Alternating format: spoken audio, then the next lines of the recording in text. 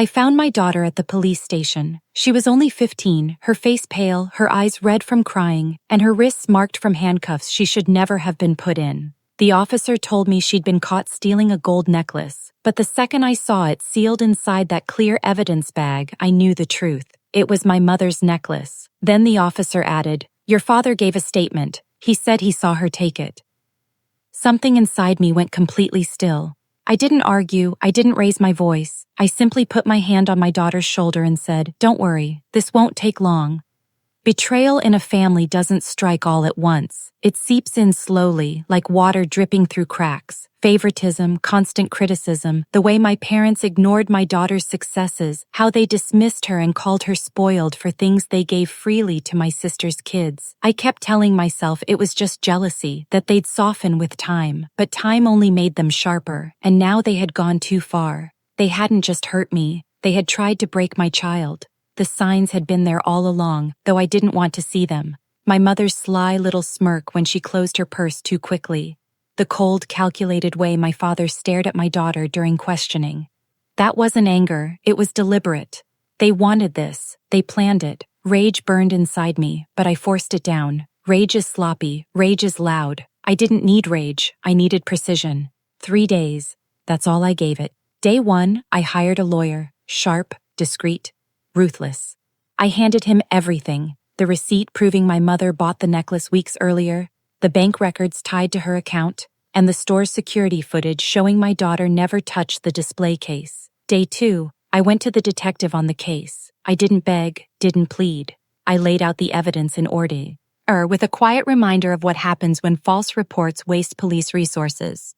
Day 3, I requested the parking lot footage from the store. And there it was, my mother slipping the necklace into my daughter's backpack, my father watching, scanning the aisles. The truth, undeniable and on camera. When the police called my parents back in, I went with them. My daughter stayed home. She had cried enough tears. In that cramped interrogation room, my mother sat with a tight little smile, the kind she wore when she thought she'd won. My father sat stiff, jaw clenched with arrogant confidence. The detective pressed play. On the screen, my mother's hand, the necklace, the backpack, my father's approving nod. Silence filled the room. My mother's face drained of color. My father spoke first, stammering, This isn't what it looks like." The detective cut him off. Perjury, filing a false report, evidence tampering, child endangerment. Their crimes listed one by one, hanging heavy in the air. But I wasn't done. When the detective stepped out, I leaned forward, calm and steady. "You didn't just try to ruin her life," I said. "You tied the rope around your own necks. I just pulled it." My mother's eyes filled with something I had never seen in her before. Not guilt, not regret, fear. My father's fists trembled against the table. "You can't do this to us," he spat. I gave him a slow smile. "You already did."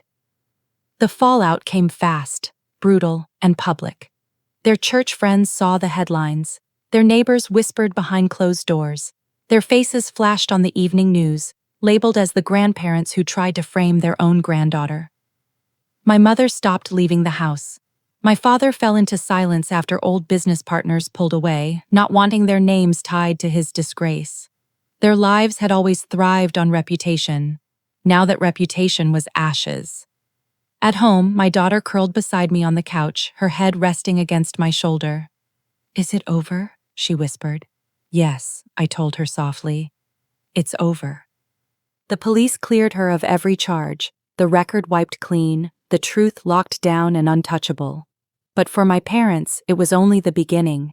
Their names were stamped into court records, their faces etched into the memory of everyone who once respected them. And respect, once it's gone, it never comes back. Do I regret it? Not for a second. They taught me that family doesn't always mean safe. They showed me betrayal can come with the most familiar faces. But I taught them something too, that I will burn every bridge, salt every root, and tear down every false legacy before I ever let anyone lay a hand on my child again. 3 days. That's all it took. By the end, my mother was silent and my father was still screaming.